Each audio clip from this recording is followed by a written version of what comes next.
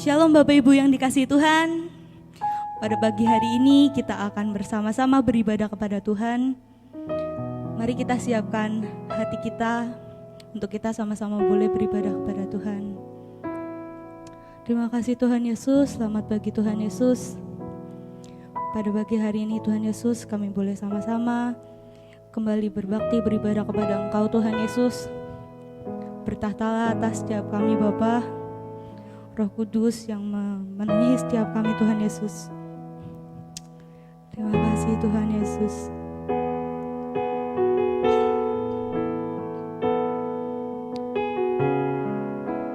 Haleluya.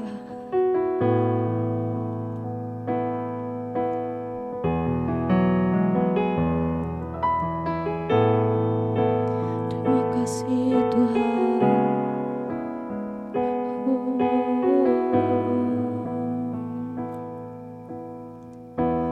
Banyak yang kau perbuat di dalam hidupku, rancangan indahmu terjadi di hidupku. Bapa yang mengerti segala yang ku perlu,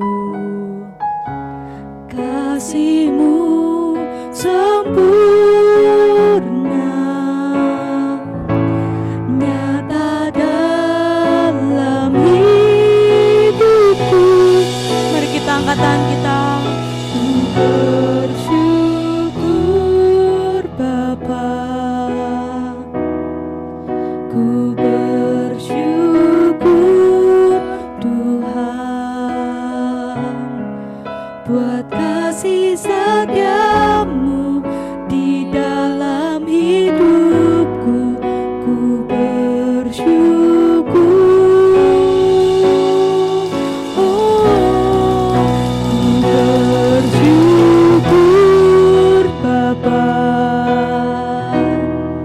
Ku bersyukur Tuhan buat kasih setia-Mu di dalam hidupku. Ku bersyukur Tuhan. Terima kasih Tuhan.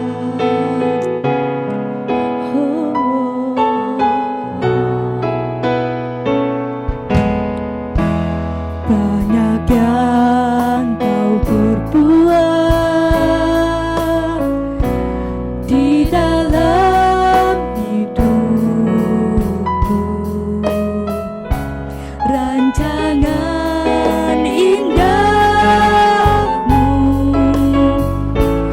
terjadi di hidup. Bapa yang mengerti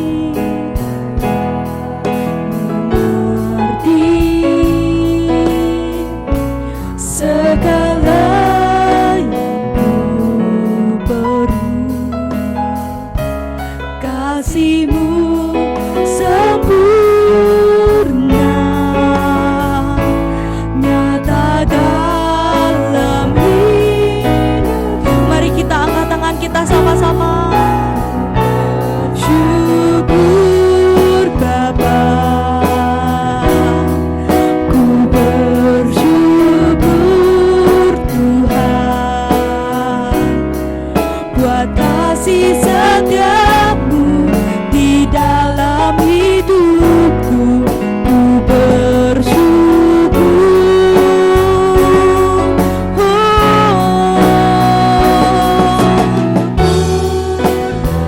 Kami bersyukur Tuhan buat kasih setia-Mu di dalam hidupku. Ku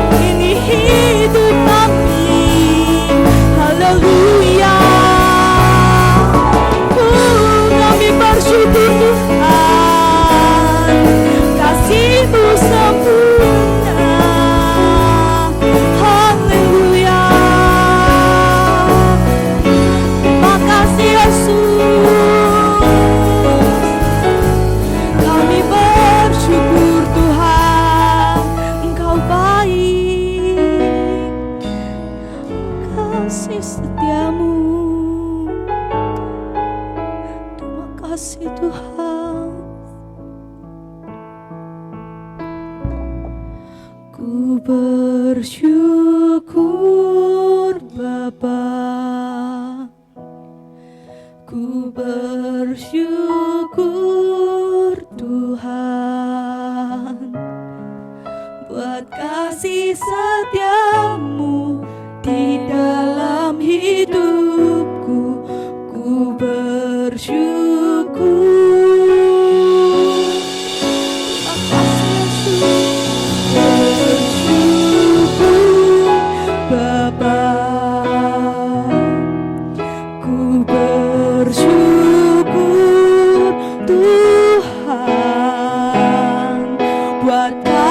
Setiamu di dalam hidupku, ku bersyukur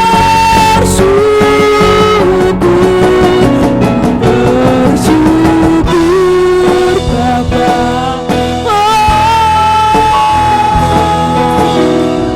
Kami bersyukur Tuhan buat kasih setiamu di dalam hidupku, ku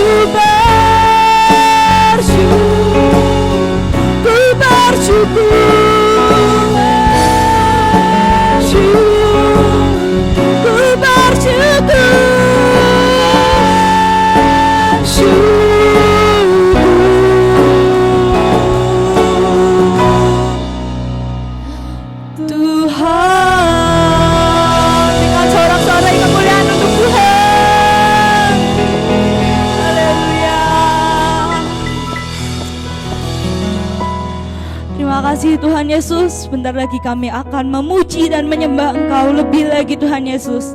Terima kasih Bapa, dalam nama Tuhan Yesus yang siap dan percaya, boleh katakan amin. Shalom Bapak Ibu Saudara. Shalom. Mari kita akan memuji dan menyembah Tuhan lebih lagi. Datanglah dan bertahta.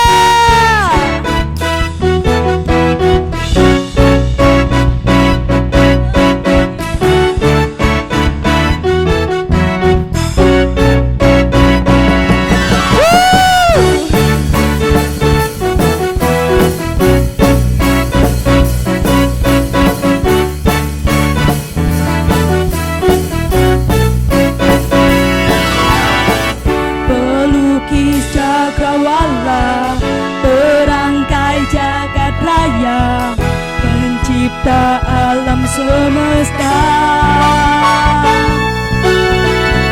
pemilik kehidupan yang sanggup menyelamatkan, dialah jalan kebenaran.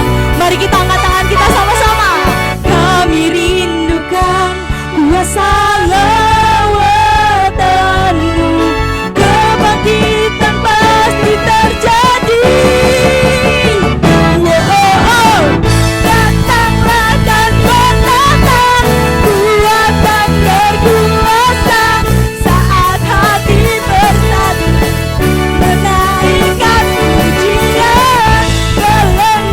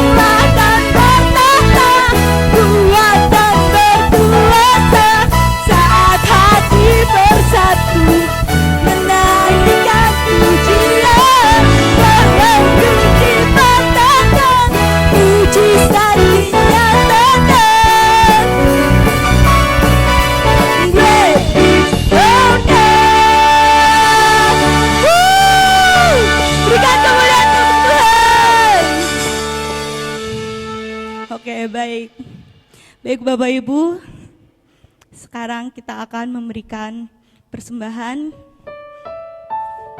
Sebelumnya kita mau berdoa terlebih dahulu. Terima kasih Tuhan Yesus. Sebentar kami akan memberikan persembahan Tuhan. Kau berkati Tuhan setiap tangan yang akan memberikan persembahan.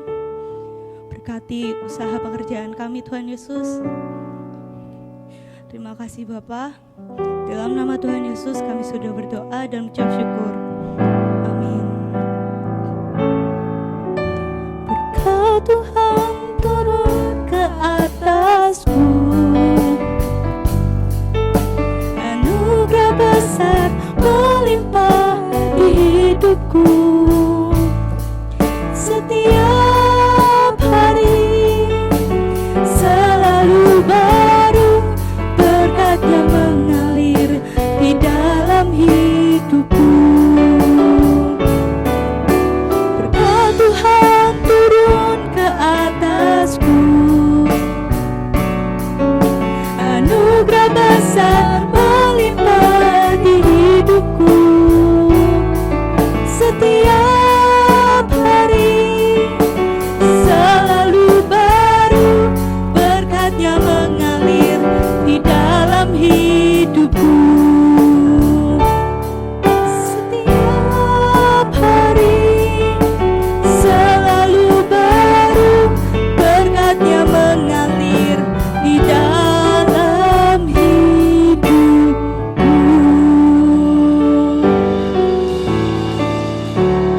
Terima kasih atas persembahannya. Tuhan Yesus memberkati. Sekarang kita akan menyiapkan hati kita untuk kita mendengarkan firman Tuhan.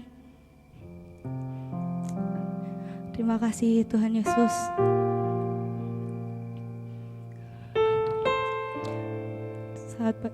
Saat pagi hari ini Tuhan, kami mau menyiapkan hati kami Tuhan Yesus untuk mendengarkan firman-Mu Tuhan Yesus.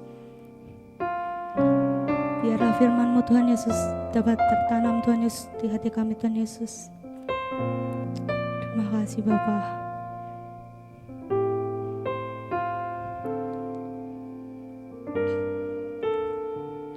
Yes, Jesus.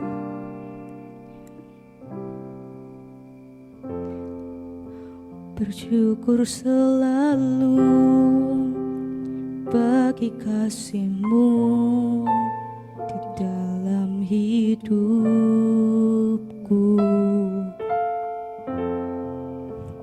Takkan ku ragu atas rencana-Mu untuk masa depanku.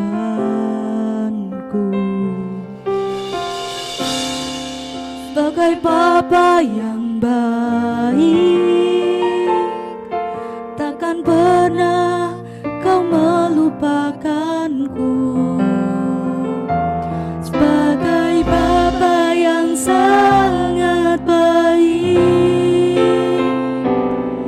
takkan pernah Kau meninggalkanku. Ku kan menari dan bersuka karena-Mu, oh Yesusku, dan ku kan minum air-Mu bagai rasa rindu.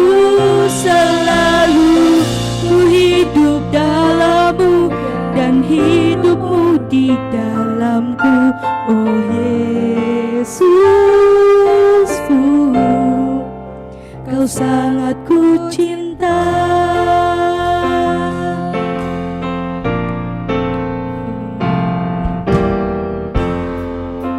Bersyukur selalu bagi kasih-Mu di dalam hidupku.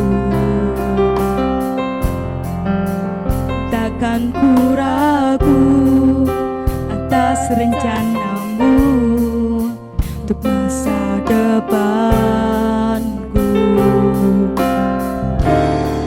Sebagai Bapa yang baik, takkan pernah Kau melupakanku. Sebagai Bapa yang sangat baik,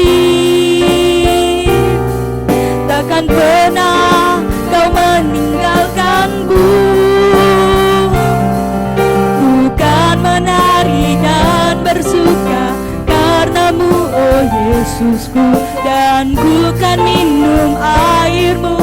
Bagai rusa rindu selalu ku hidup dalammu, dan hidupmu di dalamku, oh Yesusku. Ku kan menari dan bersuka karenamu, oh Yesusku, dan ku kan minum airmu. Bagai rusa rindu selalu ku hidup dalammu, dan hidupmu di dalamku, oh Yesusku. Kau sangat ku cinta, sangat ku cinta. Kau sangat ku cinta.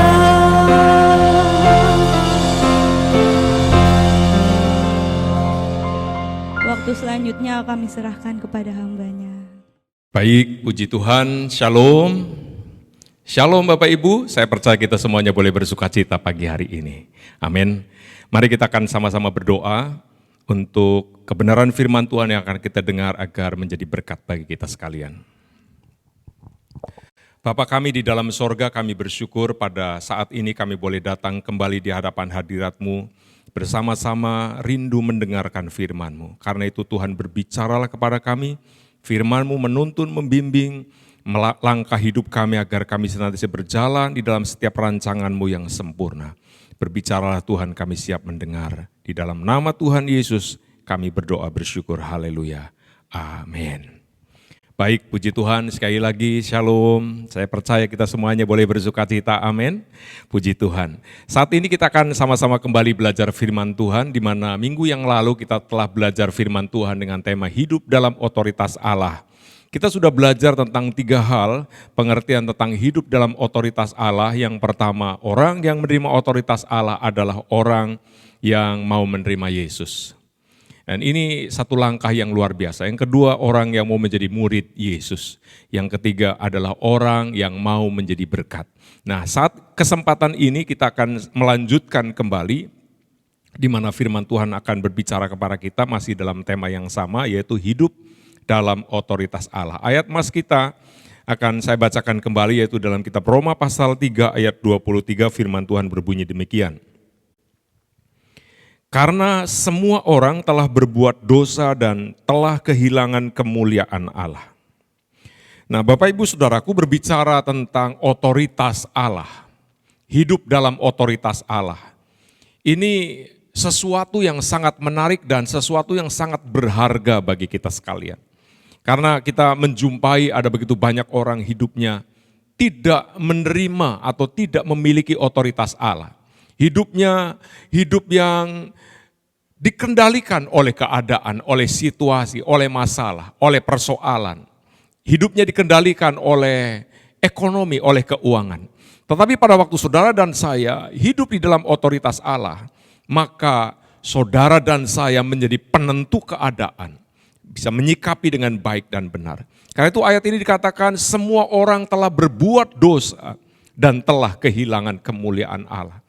Sekali lagi, dosa menjadi penyebab utama manusia kehilangan otoritas Allah. Manusia kehilangan kuasa Allah, manusia kehilangan kemuliaan Allah.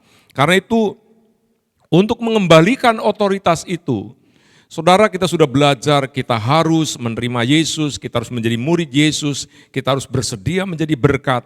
Dan poin yang pertama dari apa yang saya sampaikan pagi hari ini, untuk kita boleh hidup di dalam otoritas Allah, saudara dan saya harus menjadi orang yang hidup dalam kebenaran. Nah, kita akan membaca ayatnya di dalam kitab Matius pasal 6 ayat 33, firman Tuhan berbunyi demikian.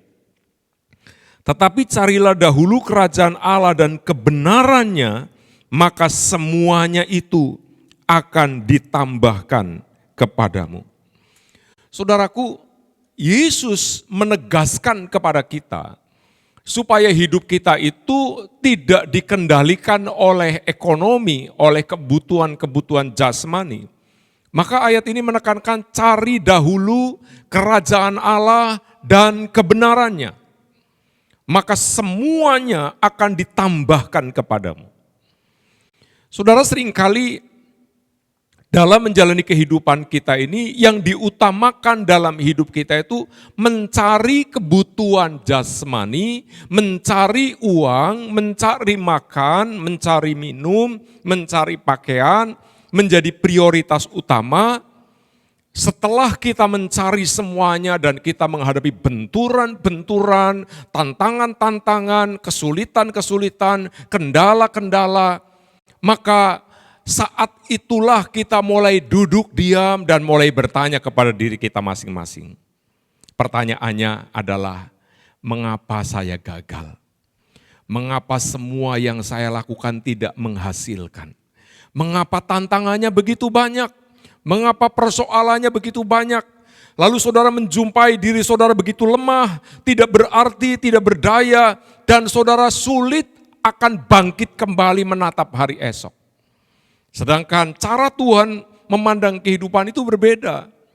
Cari dahulu kerajaan Allah dan kebenarannya, maka semuanya itu akan ditambahkan kepadamu. Berbicara cari dahulu, itu artinya kita harus bekerja, mengupayakan dengan sungguh-sungguh sampai dapat, sampai menemukan yang namanya kerajaan Allah. Kalau berbicara kerajaan Allah, menurut yang saya pelajari, berbicara sistem Allah memelihara umatnya, menjaga umatnya, melindungi umatnya, memakai umatnya, memberkati umatnya. Sistemnya seperti apa? Nah, sistemnya itu ada di dalam kebenaran. Karena itu cari dahulu kerajaan Allah dan kebenarannya. Karena itu orang yang memiliki otoritas Allah adalah orang yang hidup di dalam kebenaran. Saudaraku, kebenarannya manusia hidup, yang pertama singkat, yang kedua sementara, yang ketiga rapuh, lemah, tidak berarti, tidak berdaya, tidak punya kekuatan apa-apa, kemampuannya sangat terbatas. Pada waktu kita menyadari kelemahan kita, keterbatasan kita, maka saudaraku akan timbul kesadaran bahwa aku butuh Tuhan. Kebenarannya, orang yang hidup kalau mau kuat, mau happy, mau bersukacita, mau berhasil, dia harus menomorsatukan Tuhan. Dia harus percaya kepada Tuhan. Dia harus mengandalkan Tuhan. Dia harus berserah kepada Tuhan. Dia harus sungguh-sungguh dengan Tuhan. Jadikan Tuhan yang terutama, yang pertama. Jadikan Tuhan menjadi segala-galanya dalam hidup kita. Kita mau berhasil, kita mau beruntung, kita mau hidup senang, tetapi kita melupakan pencipta kita. Pada waktu Tuhan menciptakan saudara dan saya, Dia mendesain kita sedemikian rupa. Dia punya rancangan yang sangat indah, Dia punya rancangan yang sangat besar, yang sangat mulia, yang sangat berarti, yang sangat berharga. Namun saudara dan saya tidak mengindahkan, tidak menghiraukan rancangan Tuhan. Saudara dan saya mulai berupaya hidup menurut keinginan diri kita masing-masing. Karena itu dampaknya fatal. Kehancuran, sakit penyakit, kelemahan, pertikaian, perselisihan, dan diakhiri dengan yang namanya kehancuran dalam hidup. Celakanya orang yang demikian, hidup tanpa Kristus, hidupnya menderita, dan pada waktu mati, menghadap pengadilan Allah dia masuk neraka. Jangan sampai ada di antara kita yang masuk neraka. Jangan sampai ada yang di antara kita yang akan binasa di dalam api neraka.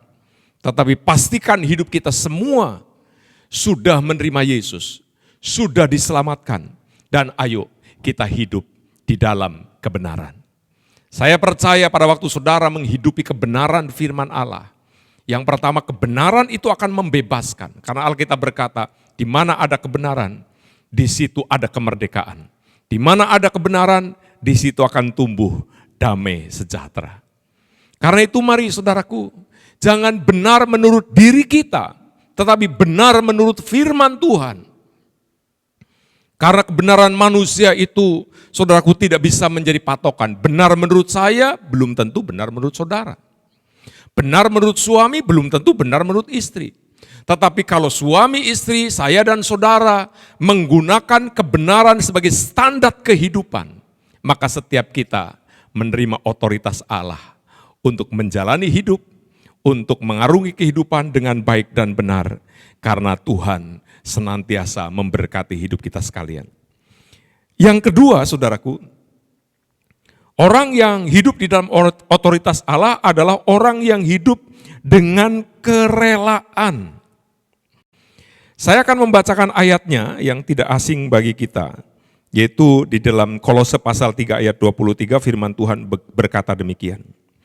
Apapun juga yang kamu perbuat, perbuatlah dengan segenap hatimu seperti untuk Tuhan dan bukan untuk manusia. Saudaraku, apapun juga yang kamu perbuat, ini kata firman Allah, perbuatlah dengan segenap hati. Kita sudah sering belajar bahwa pengertian segenap hati itu artinya tulus, ikhlas, rela, yang terbaik, penuh dengan kasih. Kalau warna hidup kita setiap hari diwarnai dengan kerelaan, ketulusan, kerelaan, keikhlasan, kesungguhan, maka saudaraku, saudara adalah orang yang punya otoritas atas hidup. Bukan hanya pada waktu mengalami sesuatu yang menguntungkan, yang menyenangkan, kita rela.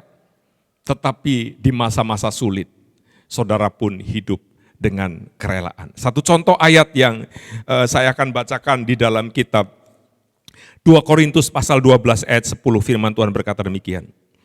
Karena itu aku senang dan rela di dalam kelemahan, di dalam siksaan, di dalam kesukaran, di dalam penganiayaan, dan di dalam kesesakan oleh karena Kristus. Sebab jika aku lemah, maka aku kuat. Ini teladan yang disampaikan oleh seorang hamba Allah yang bernama Rasul Paulus. Dia mengajarkan kepada kita tentang hidup yang penuh dengan kerelaan. Hidup dengan segenap hati, hidup dengan sungguh-sungguh. Karena itu dia menulis kitab Kolose. Dia mengajarkan tentang apapun juga yang kamu perbuat, perbuat dengan segenap hati seperti untuk Tuhan. Dia memberikan contoh dan teladan dari hidupnya sendiri. Bukan hanya pada waktu dia dipuji, dihargai, dihormati orang, dia rela, dia senang. Tetapi Alkitab mencatat, aku senang dan rela dalam kelemahan, dalam siksaan, dalam aniaya, dalam penderitaan. Dikatakan karena Kristus. Jadi orang yang mau taat kepada Kristus, kepada Tuhan, saudaraku, kadang-kadang diizinkan mengalami yang namanya kesukaran-kesukaran, kesulitan-kesulitan, benturan-benturan, aniaya, ejekan, olokan, hinaan. Tetapi saudaraku, pada waktu kita mau mengambil otoritas Allah, mau enggak kita hidup dengan kerelaan? Saudaraku, orang yang tidak rela menghadapi kesulitan, menghadapi penderitaan, menghadapi kekurangan ekonomi, yang akan dia lakukan adalah hal yang sangat jelas. Orang yang tidak rela, yang pertama, menggerutu. Saya berharap tidak ada di antara saudara yang suka menggerutu, bersungut-sungut, menyalahkan diri sendiri, menyalahkan orang lain, menyalahkan keadaan. Saya rugi karena dia jahat. Saya tidak berhasil karena suamiku atau istriku tidak mendukung. Saya tidak bertumbuh imannya ya karena gereja, teman-teman di gereja tidak menopang. Mungkin juga di antara saudara ada yang merasa kurang perhatian dari gembala saudara. Kita selalu menyalahkan situasi, menyalahkan keadaan sebagai apa? Manifestasi yang keluar dari hati yang tidak rela. Dalam pelayanan Rasul Paulus, dia bukan hanya melihat mujizat, kuasa, berkat, tetapi dia juga melihat tantangan-tantangan. kesulitan-kesulitan. Tetapi menghadapi semuanya itu, Rasul Paulus berkata, aku senang, aku rela. Sebab semua yang aku alami semua, itu karena Kristus. Dan Rasul Paulus sudah menerima kebenaran firman, sebab pada waktu aku lemah, disitulah aku kuat. Saudaraku, artinya apa? Di dalam kelemahan saudara, kekurangan saudara, pada saat kita sedang mengalami kekurangan, aniaya, diejek, diolok, diintimidasi, kita tetap punya hati yang rela. Kita tetap punya hati yang bersyukur. Di situ saudara punya kekuatan yang maha dahsyat. Punya kekuatan yang luar biasa. Karena itu manifestasi orang yang rela, saudaraku, kita akan membuat kita ini bisa selalu bersyukur, selalu memberi yang terbaik, selalu mengerjakan yang terbaik, selalu mengutamakan yang terbaik. Ini orang yang punya hati yang rela. Jadi saudara bisa memberi yang terbaik bukan karena saudara sedang berkelimpahan. Saudara bisa mengutamakan yang terbaik bukan berarti tidak ada masalah. Tetapi di setiap masalah, di setiap keadaan, orang yang hatinya rela selalu bisa bersyukur, selalu bisa berterima kasih, selalu mengerjakan yang terbaik, selalu memberi yang terbaik, selalu mengutamakan yang terbaik. Dan saudara, kalau kita dalam kondisi demikian selalu melakukan yang terbaik, saudara sedang membangun manusia roh yang kuat. Dan saudara lihat, otoritas Allah ada pada saudara. Tetapi beda sebaliknya. Kalau dalam kesulitan, dalam kelemahan, saudara bersungut-sungut, saudara bertengkar, saudara menyalahkan, saudara kehilangan semuanya. Sudah keadaannya sendiri sulit, keadaannya sendiri sukar, saudara ditambah dengan mengeluh, dengan bertengkar, dengan menyalahkan keadaan, apalagi sampai menyalahkan Tuhan. Keadaan saudara akan tambah terpuruk ke depan. Karena apa? Saudara kehilangan kemuliaan Allah. Saudara kehilangan otoritas Allah. Kenapa? Kita sedang hidup memberontak melawan Allah dengan cara kita bersungut-sungut kepada Tuhan. Bersungut-sungut artinya aku tidak rela menghadapi kondisi demikian. Bersungut-sungut artinya aku tidak rela diperlakukan demikian. Tetapi berbeda dengan bersyukur. Bersyukur artinya Tuhan, aku percaya. Sekalipun keadaanku hari ini belum baik, aku percaya Engkau sedang mengerjakan kebaikan. Satu ayat yang tidak asing bagi kita, aku percaya bahwa Allah sedang turut bekerja dalam segala hal untuk mendatangkan kebaikan dalam hidupku. Nah, saudaraku, ini yang perlu kita ingat bersama-sama. Saya akan menyampaikan poin yang ketiga, orang yang menerima otoritas Allah. Yang ketiga adalah orang yang jelas pengabdian hidupnya. Orang yang jelas pengabdian hidupnya. Matius pasal 6 ayat 24 firman Tuhan berkata demikian. Tak seorang pun dapat mengabdi kepada dua tuan. Karena jika demikian ia akan membenci yang seorang dan mengasihi yang lain. Atau ia akan setia kepada yang seorang dan tidak mengindahkan yang lain. Kamu tidak dapat mengabdi kepada Allah dan kepada Mamon. Orang yang jelas pengabdian dalam hidupnya, itu orang yang memiliki otoritas. Saudaraku, Alkitab berkata atau Tuhan Yesus berkata kepada kita, kamu tidak bisa mengabdi kepada dua tuan. Jadi harus pilih salah satu. Dua tuan ini yang pertama Allah, yang kedua Mamon. Yang pertama Allah pencipta langit dan bumi dan pencipta hidup kita. Yang kedua Mamon, ciptaan Allah yang menjadi keperluan dan kebutuhan manusia. Artinya pada waktu saudara dan saya memiliki fokus hidup yang tertuju kepada Tuhan, kepada firman-Nya, kepada rencananya, kepada kehendak-Nya. Lalu saudara mengabdikan hidup saudara. Apapun yang terjadi, aku hanya mau taat kepada Tuhan, aku mau hanya berserah kepada Tuhan, aku hanya mau bersandar kepada Tuhan, aku hanya mau melakukan apapun yang Tuhan katakan untuk aku lakukan. berarti saudara sedang menjadikan Allah menjadi Tuhan saudara. Saudara sedang mengabdikan diri saudara kepada rencana dan kehendak Tuhan. Tetapi kalau prinsip hidup kita adalah mamon, prinsip hidup kita adalah duit, saya mau melakukan pekerjaan apa saja yang penting dapat uang, saya mau pergi kemana saja yang penting saya dapat uang, saya melakukan urusan apa saja yang penting dapat uang, dalam hatinya, dalam hidupnya, dalam pikirannya, uang, uang, uang, uang, dan uang. Orang yang demikian akan menghalalkan segala macam cara demi uang. Orang yang demikian akan melakukan apapun demi uang. Karena itu ada banyak kejahatan-kejahatan yang dilakukan oleh manusia. Karena apa? Memburu uang.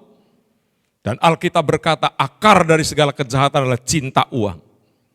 Jadi pengabdian itu berbicara tentang cinta atau kecintaan kita.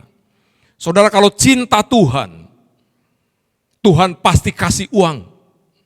Tuhan pasti memelihara hidup kita dengan keuangan yang cukup. Tetapi kalau saudara cinta uang, saudara menolak Tuhan, boleh jadi secara materi saudara menjadi orang yang kaya, orang yang berhasil. Dunia mengacungkan jempol, dunia memberikan penghargaan kepada saudara karena saudara orang yang berhasil meraih keuangan yang sangat besar. Tetapi saudaraku, Alkitab berkata, celakalah kamu hai orang yang bodoh. Tuhan ngomong kepada orang yang kaya tetapi bodoh.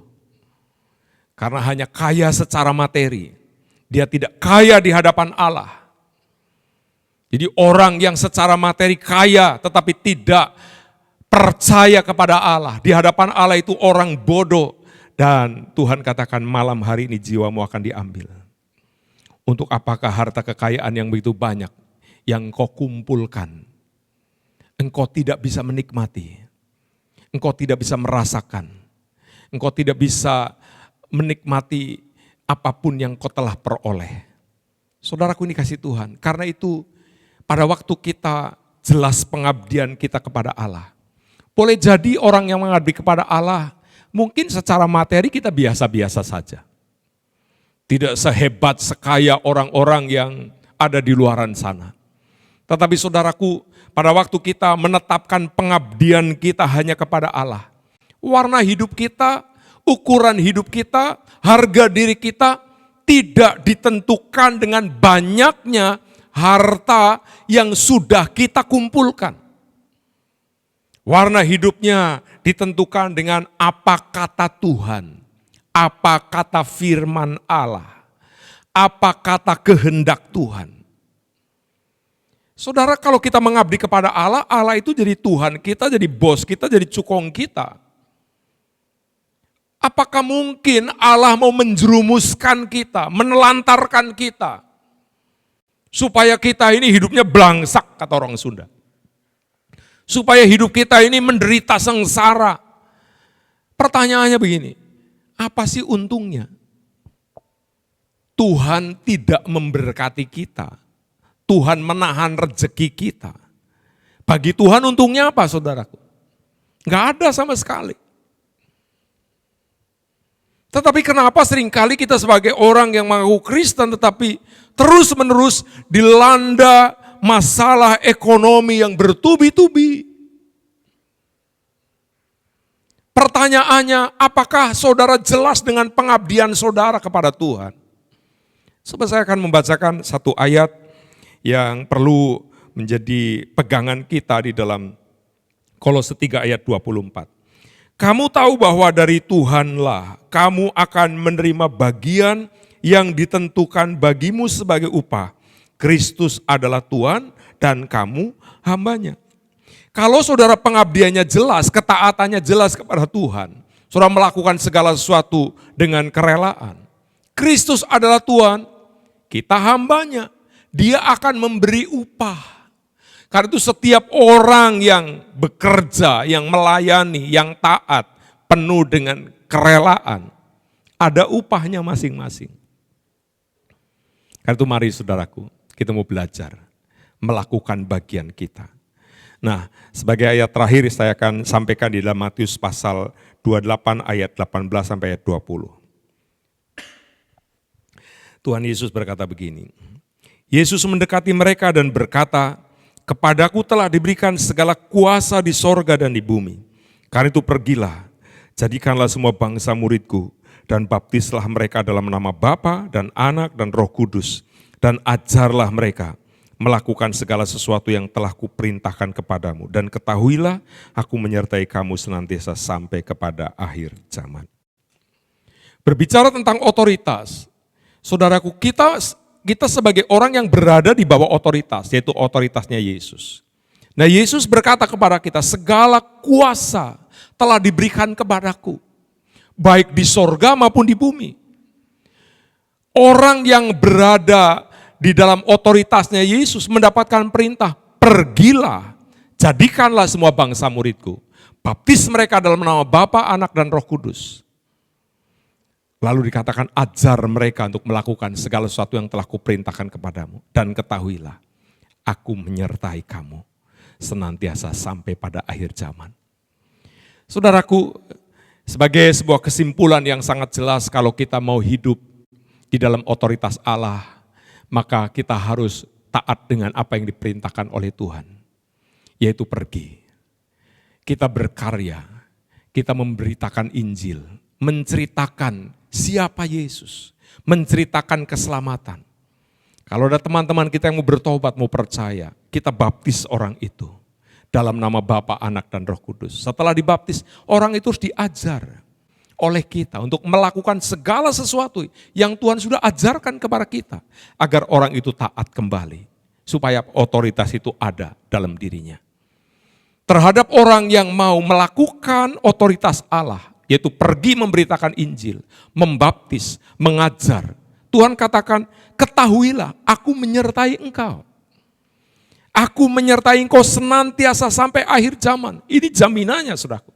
Orang yang menerima otoritas Allah, orang yang disertai oleh Allah senantiasa sampai akhir zaman. Karena itu bersukacita, berbahagia. Kita hidup tidak sendirian. Ada Yesus yang menyertai engkau. Ada Yesus yang memberkati hidupmu. Ada Yesus yang menyertai bukan sesekali, bukan kadang-kadang. Senantiasa. Karena itu saudara, saya mau sampaikan kepada saudara. Saudara tidak sendirian. Hidup saudara tidak sendirian, ada Yesus, ada Tuhan yang senantiasa menyertai engkau.